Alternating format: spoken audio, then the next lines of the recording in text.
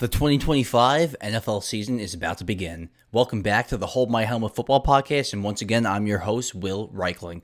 Before we get into my Week 1 picks, my Week 1 predictions for the 2025 season of all these teams, all these games that are happening in the first week, very exciting stuff. Micah Parsons traded from the Dallas Cowboys to the Green Bay Packers. The Cowboys will be getting 2 first-round picks and Kenny Clark, the D-tackle. Very shocking that Jerry Jones did this. Extremely shocking. Usually he signs players that he drafts. Zeke Elliott, CeeDee Lamb, Dak Prescott. Usually he locks in the guys that he drafts. They're his guys, and usually last second he'll hit them with a long-term deal. Last second, but he will eventually give them the long-term deal. He didn't do that with Micah Parsons. And I don't necessarily disagree with the Cowboys trading Micah Parsons. I don't disagree with it. I just don't agree with the return they got. I think they should have gotten more. I think everyone thinks that they should have gotten more. I've heard rumors and people say that they put the trade into Madden and the Cowboys rejected it in Madden. So definitely didn't get as much as they desired to get, as much as people thought that they were going to get. I mean, 2 first-round picks and Kenny Clark. Kenny Clark's a decent D-tackle. He's a decent player, but you're thinking along with those 2 first-round picks, at least maybe get a second-round pick, 2 seconds, a third, maybe a third first-round pick. I mean, this definitely was not enough. And 2, I would have definitely preferred if the Cowboys traded him to the AFC instead of the NFC. Don't forget, 2 years ago, the Packers blew out the Cowboys in the playoffs. This is a rival in the NFC. Dating back 30 years, it's been a rival in the NFC. Since the 90s, the Brett Favre years and the Troy Aikman years. I mean, these teams have been going at it for decades. Big rival. You're competing with them for a Super Bowl, and you go and trade Micah Parsons to the Packers. Clearly, the Cowboys don't think they're a Super Bowl team, obviously, and you want to get some decent return back. I understand that, but I don't think they got enough back. I think Jerry Jones is starting to hit his Al Davis era. Not quite, though, because I do think the Packers draft well. I think they actually draft pretty well. Their first-round picks, majority of them hit. So, not necessarily Al Davis, like Jamarcus Russell pick and all that, but like he's turning to a little bit, like, getting a little crazy here. I think the whole thing over wanted to talk to Micah Parsons directly and not his agent was a little asinine. I mean, it went on and on this whole offseason between Jerry and Micah. And this year before it was Jerry and CeeDee, and then it was Jerry and Dak. So it just like never ends with the Dallas Cowboys when it comes to drama. And Micah Parsons, one of the best edge rushers in the game right now. Definitely a top 5 edge rusher. Might even be top 3. But we've seen over the last couple seasons, he disappears in some series. He disappears game to game. One game against the Giants, he'll have 2-3 sacks. Then he won't have a sack for the next 3 weeks. Then he'll have 4 sacks, 5 sacks, then he'll disappear again. So he's been kind of on and off. And we all saw last year with Dallas, he struggles against the run. So to say, the whole Dallas Cowboys team, the defense struggled against the run last season. Now, that's just as an edge rusher, okay? Because don't forget, the first couple seasons, first year or two that Micah Parsons was in the NFL, he was majority an off-ball linebacker. He was an off-ball linebacker, and he played pretty well against the run. He actually had some great success rates against the run his first 2 seasons. He even dropped back into pass coverage. And then as time went on, they saw how elite of an edge rusher he was, even that first season. And then they started to plug him in more and more and more until he's predominantly an edge rusher. Plus, the edge rushers get paid. The edge rushers get paid, not the off-ball linebackers. So he was actually a very, very, very strong off-ball linebacker who could stop the run from the linebacker position. Now, being on the defensive line, being essentially a defensive end, he's a little bit undersized for a defensive end. So that kind of plays against him in the run game when he's at defensive end. But when he plays off-ball linebacker, he could stop the run for sure, and he could cover. So as far as Green Bay, yes, you're paying him $47 million a year now. That's the contract they signed him to. But you're getting a pretty versatile player. You're getting a guy that, yes, is a top 5 edge rusher in the league. But if you want to drop back in the coverage and fool the defense, you could do that. You could put him an off-ball linebacker in pass situations if you don't want to rush him. I mean, the options are endless here for Green Bay. They really are endless. I know he's seen, and majority of the time he's been playing as an edge rusher the past couple seasons. And he's going to play edge rusher. I mean, who am I kidding? But you have the options with this guy. This guy can play off-ball linebacker. This guy can play edge rusher. This guy can stop the run from the off-ball linebacker position. He's versatile. He's fast. He's strong. And that's what you're paying for the Packers. You're paying for a guy that can kind of do it all, line up anywhere, and that's going to be a big benefit for the Packers. So what do the Packers do?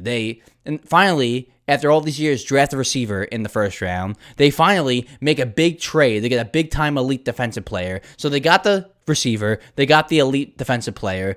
Now it's on Jordan Love. This season is all on Jordan Love to hit, to perform. And we were talking about the Packers. I was talking about the Packers last season, winning the division, taking the next step up, and Jordan Love got hurt week 1, and it kind of threw off the entire season in a way. And they didn't play too well in the playoffs, but you saw it from Jordan Love even last season. He had games where he really was popped, and really played well, and it's going to be up to Jordan Love now to bring this team to the next level, and I think he's going to succeed. I think he's going to take it to the next level. He's got Matt LaFleur as his head coach, but you plug up a big question mark on the offense. Yes, they had a bunch of really good receivers, but not a great one. So maybe Matthew Golden could be that for Jordan Love.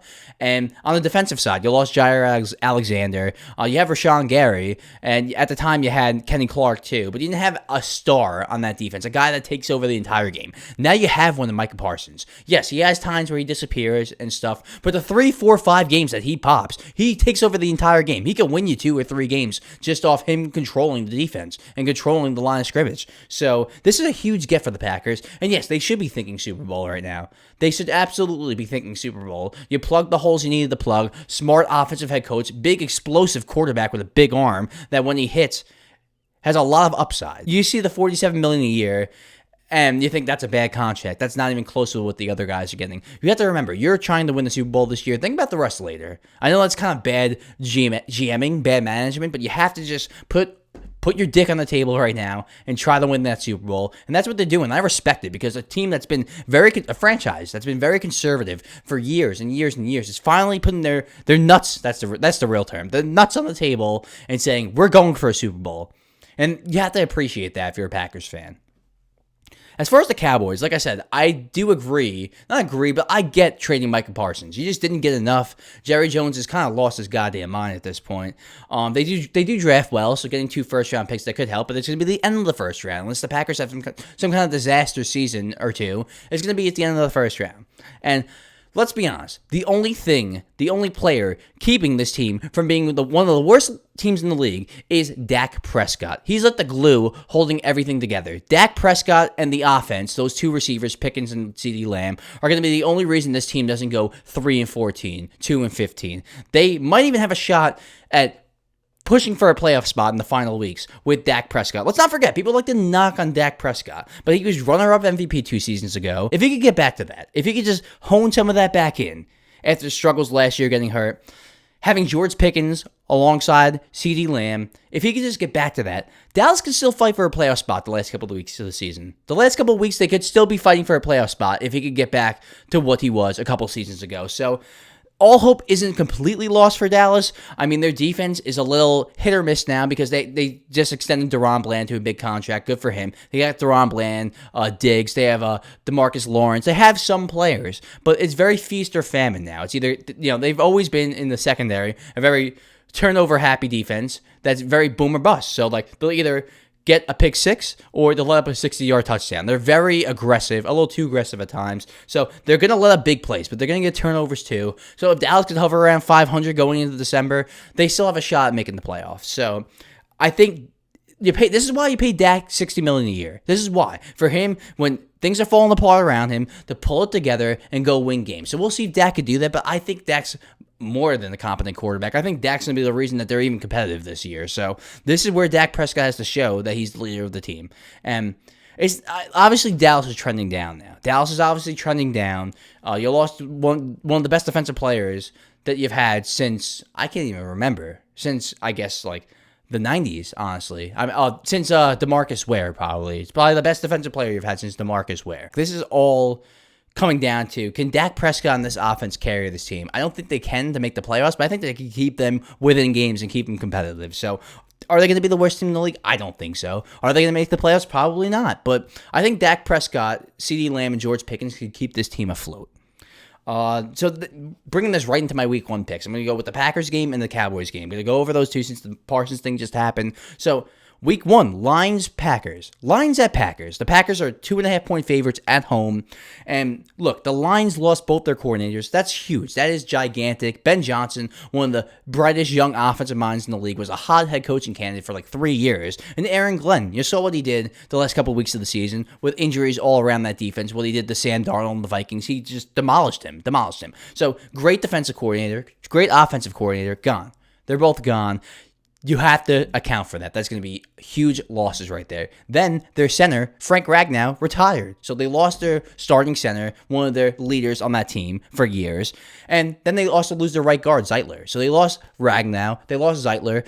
You have some people to replace them, but this is still going to be one of the best lines in the league, one of the best offensive lines. This is probably still going to be one of the best offenses in the league. But the cracks are slowly starting to develop, very slowly. But you're starting to see the strength of this roster deteriorate little by little, and now the best offensive line, the best offense goes to one of the best offensive lines, one of the best offenses with slowly losing people. So the time is really now for the Lions. They really have to get some kind of urgency. But think about this. Micah Parsons will obviously mostly line up as edge rusher, right? He'll probably line up as edge rusher the entire game. The attention now goes between Micah Parsons, who they're probably going to double team, and Rashawn Gary on the other side now, who they're going to have to put attention on. So what does that open up? That opens up the middle. That opens up the A-gaps. So losing your center and your right guard, it's going to be huge coming into this game. So you're going to see immediate impact losing two of your key offensive pieces, and then the Packers gaining Micah Parsons. So I think that's going to sway the line to the Packers here. Just the momentum of the offseason, Lions having a lot of big losses. They did add DJ Reed at corner, which I think is huge to pair up with Terrion Arnold. So you have Terrion Arnold on one side, DJ Reed on the other side. That's good for the defense. We don't know what Aiden Hutchinson is going to be coming back off the huge injury. He might need some time to kind of rev up. And I think all momentum is pointing towards the Packers winning this game. They're going to have to put explicit detail into Micah Parsons and Rashawn Gary, leaving the A-gaps wide open, which you have two new linemen there, looking to get the chemistry going with all those 5 linemen. So could be rough week 1. And like I said, it comes down to Jordan Love, but I think he's going to succeed. I think they're going to win week 1. Give me Packers. Thursday Night Football, Cowboys at Eagles. I was going to get right into the Cowboys game. And look, this could get ugly. This could really get ugly because the Cowboys offense, it's going to come down to the receivers. We talked about this. Dak, Pickens, CeeDee Lamb. The Eagles have corners for days to stack up against the Cowboys receivers.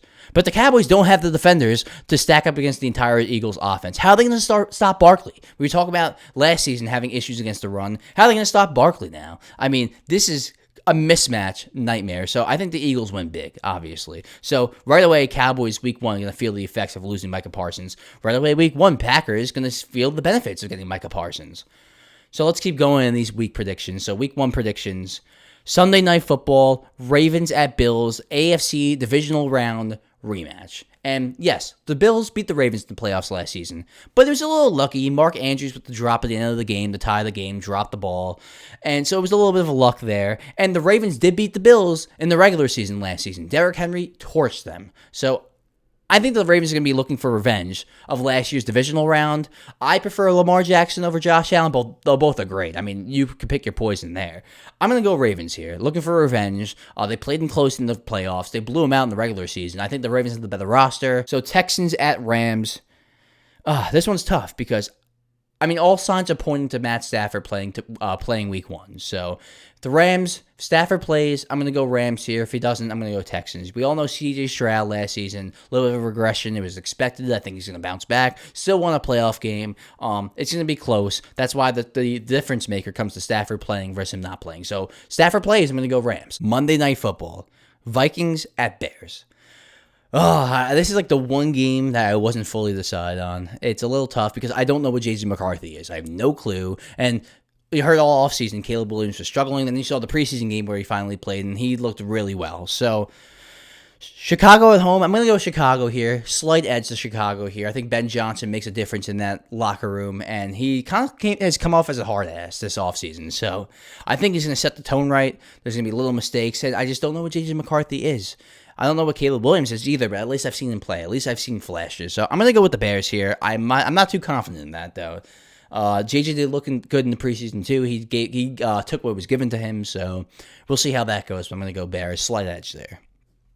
The Friday game in Brazil, we got Chiefs at Chargers. Chiefs are 3-point favorites. I wanted to go Chargers here really bad. I really did. But look, the Rashawn Slater injury is a huge injury. Yes, you still have Joe Alt that you can now slide to left tackle, but that still leaves a gap at right tackle. We talked about last season, the interior linemen were not good. You signed Mekhi Becton. Hopefully he could plug that in, but maybe he goes to right tackle now. I also need to see Justin Herbert win a big game for once in his goddamn life before I pick him to win a big game in his life, because this is a huge game right here, right off the bat. If you're the Chargers, if you're the Broncos, you want to start off quick because Rashee Rice out for 6 games. If you want to get any footing on this division, you have to win early. If you can beat the Chiefs week 1, you have a good shot at winning this division. So this is a huge game. I haven't seen Justin Herbert win a huge game. I've seen Mahomes pretty much win every huge game of his career, besides, I guess, 1 or 2. Give me the Chiefs here.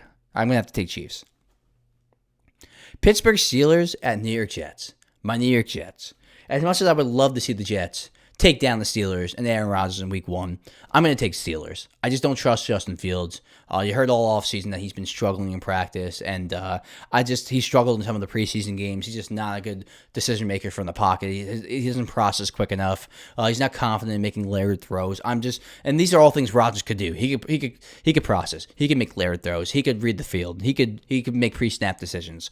He's not what he used to be, but he's still okay. He's still a decent quarterback in the league. So I'm going to take the Steelers here. Steelers have the better head coach. It's going to be tough for Justin Fields against that Steelers defense.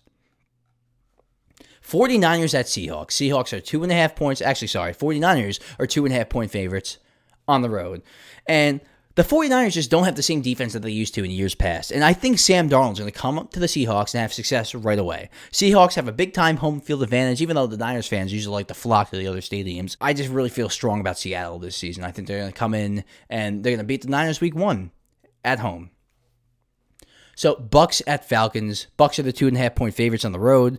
Look, the Falcons are still a big question mark to me. I'm still not sure what they're going to be. I like Michael Penix. We don't know what he's going to turn out to be. Is he going to be okay? Is he going to be good, bad? I don't know. I know the Bucks are good. I know Baker had a career year the last 2 seasons. I'm going to take the Bucks here.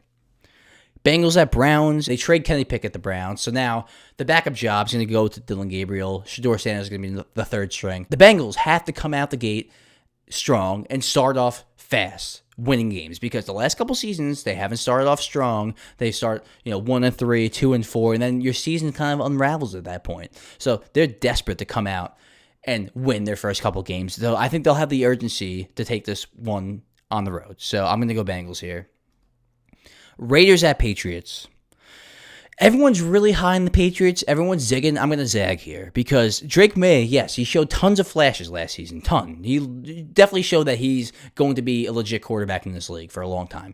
But there's still work to be done. He still had tons of turnovers. He still had a lot of processing decisions that he needs to work on. So I don't think that he's just going to automatically come in here and just be a Pro Bowler this season. Now, I do think Mike Vrabel, will automatically have the defense much better from last season. Much better. And I love the Travion Henderson pick. He could really be an elite playmaker off the bat, but there's still question marks on the roster. There's still question marks at receiver. Yes, there's also question marks for the Raiders at receiver, even though they just got Amari Cooper. We don't really know what he is at this point, but I think both teams are going to be buttoned up right away, but I just think the Raiders are going to start off stronger, quicker than the Patriots. The Patriots might have a better record at the end of the season, but I think the Raiders are going to come in out the gate here with Geno Smith, Pete Carroll, who have chemistry in Seattle, and win a couple of games here. So I think the Raiders in week 1 are the better team. At the end of the season, the Patriots might be the better team. I think they actually will be. But I think week 1, Drake May's going to go through some growing pains here. Max Crosby's probably going to give him a hard time. So let's go Raiders. Titans at Broncos. Look, the Broncos had one of the best defenses in the league last year. Then they added Hufanga and Greenlaw. If either of those guys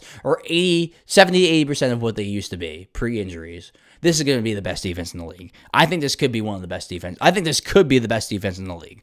And it's going to be tough for Cam Ward, first start, to come in here against this Broncos defense with Surtain and the corners they have and just the pad. They had the most sacks last season. So it's going to be tough. I'm going to go Broncos here. Giants at Commanders. Look, the Giants are going to be better this season, but I don't think the offense is going to be great with Russell Wilson. Jackson Dart's probably going to start after a couple of games of Russ starting, and the defense is going to be tough. It's going to be tough for sure. Dexter Lawrence, Thibodeau, Abdul Carter, Brian Burns, they're going to have a great pass rush. But Jaden Daniels is too quick for that. He's going to get the ball out quick. He's going to move out. He's going to be evading pressure. And this team, this Commanders team, is going to be eyeing a Super Bowl. So I'm going to take Commanders here. Dolphins at Colts. Somehow the Colts are the favorites. I guess because they're home and because Anthony Richardson isn't starting. But I think the Colts are going to be terrible. I don't think Daniel Jones is any good. I think the Dolphins are competitive when Tua plays. And I think typically they start off well in September and October. They didn't start off well last year and then Tua got hurt. But usually in September and October when the weather's warm, they start off really, really strong. So I'm going to take Miami there. Panthers at Jaguars. I'm going to take the Panthers. The Jaguars are the 3-point favorites, but Bryce Young and Ted McMillan really looked like they already developed some chemistry in the preseason. Now, they traded Adam Thielen to the Vikings, so that's going to kind of hurt a little bit, but I do think the Panthers are going to be much better this season. I think Bryce Young is going to show why he was the number 1 overall pick. The guy knows how to play football. The guy knows how to make throws. This guy knows how to make decisions. He was just a little shell-shocked from the first couple of years in the NFL, being undersized, and the players just running so fast at him. But he kind of cooled down towards the end of the last season and showed why he was the number 1 overall pick. So I think the Panthers are going to be sneaky good this year, and I don't really know what the Jaguars are. Where's Travis Hunter going to play? Is he going to play offense, defense, both? What's his primary position? How long, how often, how many snaps is he going to play? It's just too much going on right now with that. So give me Panthers. Last but not least, Cardinals, Saints, and the Saints are awful. They're going to be so bad that they pretty much put themselves in cap hell from the last few seasons and bad roster moves, bad draft moves. They're really bad. I think they're going to be the worst team in the league. And the Cardinals, when Kyler Murray's healthy, they usually start off strong. So I think the Cardinals might start off like nicely 4-2, 5-3. So they're going to start off strong here against the Saints. Give me the Cardinals.